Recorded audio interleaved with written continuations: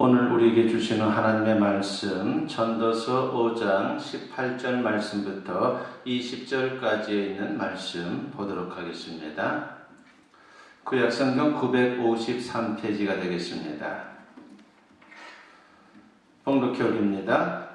사람이 하나님께서 그에게 주신 바 그 일평생에 먹고 마시며 해 아래에서 하는 모든 수고 중에서 낙을 보는 것이 선하고 아름다움을 내가 보았나니 그것이 그의 몫이로다. 또한 어떤 사람에게든지 하나님이 재물과 부여를 그에게 주사 능히 누리게 하시며 제 몫을 받아 수고함으로 즐거워하게 하신 것은 하나님의 선물이라. 그는 자기의 생명에 나를 깊이 생각하지 아니하리니 이는 하나님이 그의 마음에 기뻐하는 것으로 응답하심이니라. 아멘. 오늘 이 본문 말씀을 가지고 어떻게 벌어야 하나라고 하는 제목으로 여러분과 같이 은혜를 나누고자 합니다. 살면서 우리에게 돈은 꼭 필요합니다. 특히 현대사회에서 돈 없이 산다는 것은 한마디로 불가능합니다. 모든 게 돈과 연결되어 있습니다. 그래서 그런지 사람들의 관심이 온통 돈에 집중되어 있습니다. 특히 미래가 불확실하다 보니까 어떻게 해서든 안전장치로 목돈을 마련하려고 사람들은 여러 가지로 애를 쓰고 있습니다. 그런데 문제는 돈이 이렇게 중요한데 정작 돈에 관해서 정확하게 우리는 모른다는 것입니다. 즉 돈이 과연 무엇이며 어떤 속성을 갖고 있는지, 그리고 돈을 어떻게 벌어야 하는지, 또 돈을 어떻게 써야 하는지 잘 모르고 있습니다. 그러다 보니까 돈 때문에 행복해지는 것이 아니라 오히려 불행해지는 경우가 얼마나 많은지 모릅니다. 질문을 하나 여러분께 드리겠습니다. 돈이 좋은 겁니까? 나쁜 겁니까? 여러 가지 답이 있을 수 있겠죠. 그러나 정확한 정답은 이럴 수도 있고 저럴 수도 있다라고 말할 수가 있습니다. 그렇습니다. 돈 자체는 중립적입니다. 돈 자체로는 선악을 평가할 수 없습니다. 그것을 누가 어떻게 다루느냐에 따라서 그 가치는 달라질 수밖에 없는 것입니다. 그러니까 돈이 문제가 아니라 사실 그 돈을 다루는 사람이 문제입니다. 돈을 나쁜 사람이 잘못 다루게 되면 나쁜 결과를 가져옵니다. 반대로 돈을 좋은 사람이 잘 다루게 되면 좋은 결과를 가져옵니다. 그러므로 돈에 관해 공부할 필요가 있는 것입니다. 그렇다고 해서 돈을 모으는 재테크를 말씀드리는 것이 아니라 돈에 관한 성경적 원리를 잘 알아야 합니다.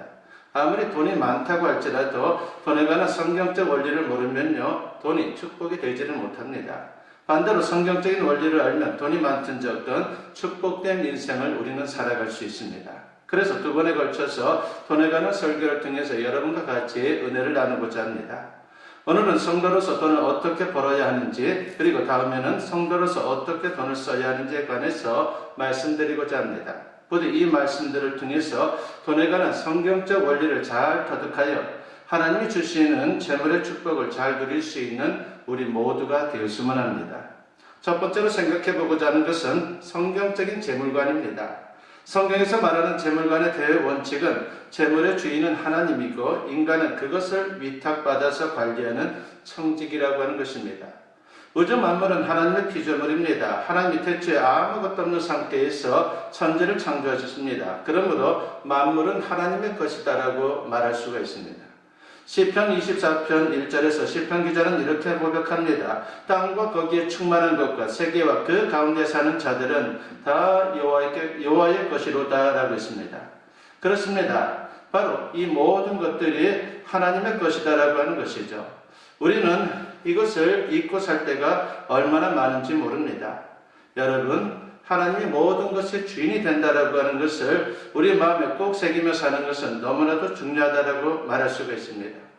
그런데 안타깝게도 하나님을 모르는 사람들은 눈에 보이는 재물을 최고로 여기고 심지어 재물을 주인으로 삼는 그러한 경우가 얼마나 많은지 모릅니다. 이것은 하나님이 아주 싫어하는 우상 숭배입니다. 마태복음 6장 24절에 보면은 한 사람이 두 주인을 섬기지 못할 것이니 혹 이를 미워하고 저를 사랑하거나 혹 이를 중히 여기고 저를 경히 여김이라. 너희가 하나님과 재물을 겸하여 섬기지 못하느니라 그랬습니다. 어떤 농부가 하루는 기쁜 듯이 집으로 뛰어들어왔습니다. 그리고 아내에게 이런 말을 합니다. 여보, 우리 암소가 송아지를 2마리나 낳았어. 하나는 붉은색이고 하나는 흰색이야. 하나님의 은혜지. 우리 이 2마리를 잘 길러서 그 가운데 1마리는 하나님께 바칩시다 라고 그렇게 말했습니다. 아내 또한 얼마나 기뻤는지 모릅니다. 그러면서 아내는 농부에게 묻습니다. 그러면 흰 송아지와 붉은 송아지 가운데 어떤 것을 하나님께 바칠까요? 라고 말입니다. 그때 농부가 이렇게 대답을 합니다. 벌써부터 그것을 걱정할 필요가 어디 있어? 두 마리 다 잘 길러서 때가 되면 한 마리를 하나님께 바칩시다. 라고 그렇게 말했습니다. 몇 달이 지났습니다. 하루는 농부가 풀이 죽어서 시무룩한 표정으로 집으로 들어와서 아내에게 말합니다. 여보, 오늘 그만 하나님의 소가 죽었어. 아내가 묻습니다. 우리는 지금까지 어느 소를 하나님께 바칠지 결정하지 않았잖아요. 라고 말입니다. 그러자 농부가 말합니다. 아니야. 나는 처음부터 하나님께 흰 송아지를 드려야겠다라고 마음속으로 생각했지. 그런데 오늘 흰 송아지가 죽었단 말이요. 그러니 하나님의 소가 죽은 것이지. 이것이 바로 우리의 모습 아닙니까? 왜 매번 우리 삶 속에서 하나님의 소만 죽어야 합니까? 만일 그렇다면 우리는 하나님을 섬기는 것이 아니라 실상은 아직도 재물을 섬기는 사람이다라고 말할 수가 있습니다. 이처럼 돈을 신처럼 숭배하고 섬기는 것을 맘모니즘이라고 말합니다. 어떤 경우에도 성도는 맘모니즘에 빠지면 안 됩니다. 하나님이 재물의 주인인데 마치 내가 주인인 것처럼 행세하면 진짜 주인이 되는 게 아니라 재물이 나의 주인 행세를 할 수 있다라고 하는 것입니다. 그러다가 결국은 믿음을 저버리게 되는 겁니다. 그러므로 나 자신이 주인이 아니라 돈을 관리하는 청책이 있다라고 하는 것을 우리는 항상 명심해야 합니다. 사람들이 돈을 많이 벌어도 불행, 적게 벌어도 축복이 되지 못하는 이유는 재물의 주인이 하나님이라는 사실을 몰라서 그런 것입니다. 하나님을 정말 주인으로 삼으면 돈을 많이 벌든 적게 벌든 축복이 됩니다. 이 은혜가 우리 모두에게 있었으면 합니다. 두 번째로 우리가 생각해 보고자 하는 것은 재물의 속성입니다. 재물은 한마디로 편리하지만 위험한 도구라 말할 수가 있습니다. 어디까지나 재물은 도구, 즉 수단일 뿐 목적이 아닙니다. 그런데 마치 돈이 목적인 양, 전부인 양 착각하며 사는 사람들이 참 많습니다. 돈이면 무엇이든 되는 줄 알고 돈하며 살아갑니다. 그러나 돈의 한계를 우리는 분명히 알아야 합니다. 돈이 인생을 책임져 주지 못합니다. 우리 인생을 책임져 주는 분은 오직 하나님 한 분밖에 없습니다. 그러므로 우리는 황금 만능주의가 아니라 하나님 만능주의로 세상을 살아야 합니다. 그래서 사도 바울은 디모데전서 6장 17절에서 이렇게 믿음의 사람들에게 권면을 합니다. 네가 이 세대에서 부한 자들을 명하여 마음을 높이지 말고 정함이 없는 재물에 소망을 두지 말고 오직 우리에게 모든 것을 후히 주사 누리게 하시는 하나님께 두며라고 했습니다. 무슨 말입니까? 부를 추구하면 불확실한 재물에 소망을 두지 말고 하나님께 소망을 두고 살라는 것입니다. 그렇습니다. 돈은 어디까지나 정함이 없는 재물입니다. 그렇다면 돈에는 구체적으로 어떤 속성이 있는 것입니까? 첫째로는 돈은 편리하지만 행복을 주지 못합니다. 전도서 5장 10절 말씀에 보면은 은을 사랑하는 자는 은으로 만족하지 못하고 풍요를 사랑하는 자는 소득으로 만족하지 아니하나니 이것도 헛되도다라고 했습니다. 여러분, 전도서는 솔로몬이 기록한 책입니다. 그는 이스라엘 왕들 중에서도 가장 부귀영화를 누렸던 왕입니다. 그런 솔로몬이 자신의 경험에서 나온 진솔한 말을 하는 것이기 때문에 이 말은 설득력이 있다라고 말할 수가 있습니다. 그는 분명히 말합니다. 돈은 매우 편리하지만 결코 그것으로 만족할 수 없다는 것입니다. 어느 정도 돈을 모으면 만족할 것 같은데 막상 그만큼 모으면요, 사람 마음이 어떻습니까? 조금만 더 하면서 욕심이 끝이 없고 계속 불만족스럽게 살아가는 겁니다. 많은 사람들이 돈이 행복을 가져다 줄 것으로 생각합니다. 그러나 돈과 행복은 분야가 다릅니다. 1923년 미국 시카고의 한 호텔에서 당시 미국 최고의 부호 9명이 모였습니다. 당시 신문들은 그들을 가리켜서 일제히 20세기의 신화라고 그렇게 보도를 했습니다. 그들은 대기업의 회장들이고 학벌도 좋고 명성도 가진 이른바 최고 엘리트들이었습니다. 그런데 25년이 지난 1948년도에 그들의 모습을 추적해 보니까 너무도 비참했습니다. 한 명은 정신 이상자가 되었고 3명은 파산해서 빚쟁이들에게 쫓겨다니는 그런 신세로 살다가 사망을 했습니다. 그리고 2명은 추록해서 자살 직전에 있었고 3명은 자살을 했습니다. 기가 막힌 일입니다. 그럼에도 불구하고 이 이야기는 엄연한 실화라고 하는 것입니다. 그러면서 세상의 부귀영화라는 게 얼마나 부질없는 것인지 여실히 보여주고 있습니다. 그러므로 근본적으로 돈은 우리에게 진정한 행복을 주지 못합니다. 진정한 행복이라고 하는 것은요, 하나님으로부터 오는 것입니다. 인간은 영적인 존재입니다. 그러므로 영이신 하나님을 만나 생명을 얻을 때에 참 만족을 얻는 그런 행복한 인생을 살 수 있는 것입니다. 두 번째로 사람들은 마치 자신의 돈을 천년만년 간직할 것처럼 쌓아둡니다. 그러나 돈은 돈이라고 하는 것은요, 있다가도 없고 없다가도 있는 것이 돈입니다. 즉 돈은 돌고 도는 것이죠. 15절 말씀에 보면은 그가 모태에서 벌거벗고 나왔은즉 그가 나온 대로 돌아가고 수고하여 얻은 것을 아무것도 자기 손에 가지고 가지 못하리니라고 했습니다. 인생은 벌거벗고 왔다가 벌거벗고 간다는 것입니다. 인생은 공술의 공수고라고 하는 것이죠. 옛날 중국 한나라 때 큰 부자가 있었습니다. 이번에 80세의 임종을 맞이했는데 당시로서는 참으로 장수를 했습니다. 그럼에도 불구하고 그분이 인생 무상을 느끼면서 이런 유언을 남겼습니다. 9일장을 하되 상여 양쪽으로 내 손을 내밀어 주게, 그리고 오른손에는 공수래 왼손에는 공수고 이렇게 써주게라고 유언을 했습니다. 그렇습니다. 임종할 때 보면 모두가 빈손으로 갑니다. 태어날 때는 양손을 꽉 쥐지만 죽을 때는 두 손이 풀린 채 세상을 떠납니다. 그러므로 성경은 너무 욕심부리지 말고 주어진 것에 감사하며 자족하라고 말씀합니다. 하나님 안에서 자족하는 사람만이 진정으로 행복할 수 있기 때문인 것입니다. 세 번째로 성도는 돈 버는 법을 알아야 합니다. 어떻게 돈을 벌어야 합니까? 이게 대단히 중요하죠. 하나님의 자녀로서 하나님이 원하고 기뻐하는 돈 버는 방법, 그것을 우리는 언제나 추구해야 합니다. 돈이라고 하는 것은 하나님이 주시는 선물입니다. 본문 19절 말씀에 보면 또한 어떤 사람에게든지 하나님이 재물과 부여를 그에게 주사 능히 누리게 하시며 제 몫을 받아 수고함으로 즐거워하게 하신 것은 하나님의 선물이라고 했습니다. 재물의 주인이신 하나님이 우리 인생들에게 각자 먹고 살 수 있는 것을 준다는 것입니다. 그래서 걱정하지 말라는 것이죠. 그러므로 하나님이 주시는 것을 잘 받으면 근심 없이 기쁨으로 살아갈 수 있다라고 하는 것입니다. 그런데 무엇보다 명심해야 할 중요한 사실이 있습니다. 욕심을 버려야 합니다. 하나님은 우리의 필요를 채워주는 분이지 우리의 욕심을 채워주는 그런 분은 아닙니다.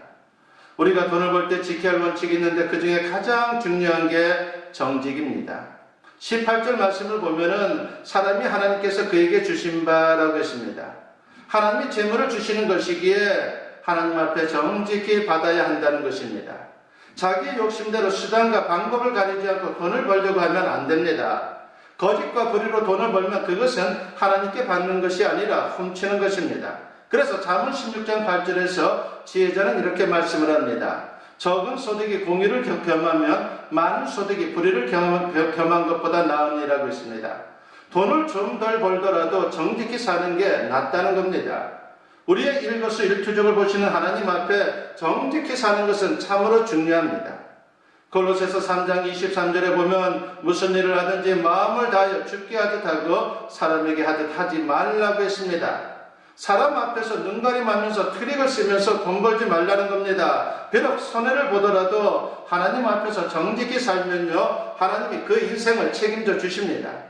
하나님은 부유하십니다. 만물이 하나님의 것입니다. 하나님이 원하시면 얼마든지 부자가 될 수 있습니다. 다만 정직이 우선입니다. 먹튀라고 하는 말이 있죠. 먹고 튄다는 말 아닙니까? 한탕에서 돈을 챙긴 후에 도망치는 것이죠. 돈은 벌지 모르지만 그 영혼의 평안이 있을까요? 나중에 붙들려서 감옥에 갈 위험도 있지만 그 전에 이미 그 영혼이 고통을 당할 수밖에 없습니다. 그래서 돈방석이 가시방석이 되는 겁니다. 세상 사람들은 무조건 돈만 벌면 된다는 식입니다. 그리고 자기 혼자 잘 먹고 잘 살려고 돈을 법니다. 그러나 성경은 돈 버는 과정에서 혹은 돈을 번 후에 그것이 하나님께 영광이 되고 이웃에게 유익이 되어야 한다라고 말씀을 합니다. 에베소서 4장 28절에 보면 도둑질하는 자는 다시 도둑질하지 말고 돌이켜 가난한 자에게 구제할 수 있도록 자기 손으로 수고하여 선한 일을 하라고 했습니다. 그러니까 정직히 돈을 벌고 한 걸음 더 나아가서 자기 혼자 잘 먹고 잘 살기 위해서가 아니라 좋은 일을 하기 위해서 돈을 벌라는 겁니다. 성경은 남 주기 위해 많이 배우라고 말씀합니다. 그리고 남 주기 위해 많이 벌라고 말씀합니다. 하나님의 영광을 위해 보다 많은 사람들에게 복음을 전파하고 하나님의 사랑을 전하기 위해 돈이 필요합니다. 이런 뜻을 가지고 부자가 되려고 노력하는 것은요, 하나님이 분명 기뻐하십니다. 바로 우리 교회에 이런 부자들이 많이 나왔으면 합니다. 그런 목적을 가지고 기도하고 수고하면요, 하나님께서 반드시 들어주실 줄로 믿습니다. 마태복음 6장 33절에 보면은 그런즉 너희는 먼저 그의 나라와 그의 의를 구하라. 그러면 이 모든 것을 너희에게 더하시리라고 했습니다. 세상 염려 말고 하나님의 나라, 즉 하나님의 통치와 하나님의 의, 즉 하나님의 뜻을 따르면 하나님께서 더해 주시는 축복을 우리에게 허락해 주신다라고 하는 것입니다. 많은 사람들이 신앙생활이 세상에서의 삶에 방해가 되는 것처럼 그렇게 오해를 합니다. 심지어 어느 미션 스쿨은 주일날 학생들을 불러내서 자율학습을 시키는 그런 학교들도 옛날에 있었습니다. 미션 스쿨은 전도하려고 세운 학교인데 이게 무슨 회개한 일입니까? 신앙생활을 열심히 한다는 성도들조차 자녀들의 신앙을 지도하기는커녕 오히려 공부에 방해되니까 고등학교 때는 교회 가지 말고 대학에 들어간 후에 교회 나가라고 그렇게 말하는 분들도 있습니다. 고딩 화이팅이라고 하는 책이 있습니다. 서울대학교에 합격한 14명의 크리스천 학생들의 간증을 모은 책인데 그들은 한결같이 신앙생활이 공부에 큰 도움이 되었다라고 그렇게 간증을 합니다. 그들의 고백 가운데 이런 게 있습니다. 신앙으로 마음 중심을 잡으니 공부가 쉬웠어요. 마음도 편해지고 목적의식도 생겨서 공부하는 데 큰 도움이 되었어요. 무엇보다 그 힘을 예배를 드리면서 얻었어요 라고 그렇게 간증을 합니다. 이런 게 바로 진짜 승리입니다. 신앙을 지키며 승리해야 후회 없는 인생을 살 수 있는 것입니다. 하나님을 등진 채 세속적인 방법으로 공부해봐야 결국은 실패합니다. 신앙을 지키며 설사 인류대 못 가고 돈 많이 못 벌고 크게 출세하지 못해도 하나님이 그 인생을 책임져 주십니다. 지금만이 우리 인생의 전부가 아니다라고 하는 것입니다. 다른 방법으로라도 승리를 주시고 축복해 주십니다. 이런 말이 있습니다. 천국을 지향하면 세상을 덤으로 얻을 것이다. 그러나 세상을 지향하면 둘 다 잃고 말 것이다 라고 있습니다. 이 말은 우리가 잘 아는 C.S. 루이스의 말입니다. 마음속 깊이 음미해 볼 만한 그런 경고입니다. 하나님은 당신을 의지하는 성도들을 결코 실망시키지 않습니다. 이처럼 성경적 원리대로 살면 누구든 하나님 앞에 사람 앞에 멋진 인생을 살 수 있습니다. 그러나 우리가 부자가 되고 안 되는 것은요, 어디까지나 하나님의 주권사항이다라고 하는 것을 알아야 합니다. 또 부자가 되지 못한다 할지라도 얼마든지 다른 면으로 하나님의 영광을 위해 살아갈 수 있습니다. 그러기에 우리는 궁극적으로 아굴의 기도를 항상 드릴 필요가 있습니다. 잠언 30장 8절과 9절에 보면은 나를 가난하게도 마옵시고 부하게도 마옵시고 오직 필요한 양식으로 나를 먹이시옵소서. 홍대가 배불러서 하나님을 모른다. 여호와가 누구냐 할까 하오며 홍대가 가난하여 도둑질하고 내 하나님의 이름을 욕되게 할까 두려워함이니이다 라고 했습니다. 여기서 말하는 것은 돈의 액수가 아닙니다. 우리가 구할 때든 가난할 때든 하나님을 사랑하는 마음이 변치 말아야 한다는 것을 말하고 있습니다. 그러면 행복한 인생이 되고 승리하는 인생이 될 것입니다. 부디 오늘 말씀을 마음에 새기시고 돈 때문에 시험당하는 인생이 아니라 부하든 가난하든 하나님 앞에 감사하며 사는 저와 여러분 모두 될 수 있기를 주님의 이름으로 간절히 축원합니다. 기도드립니다. 사랑과 은혜가 충만하신 아버지 하나님 감사합니다. 오늘도 주님의 말씀을 통해서 우리가 물질을 어떻게 관리해야 하는지에 대해서 살펴보게 하시니 감사합니다.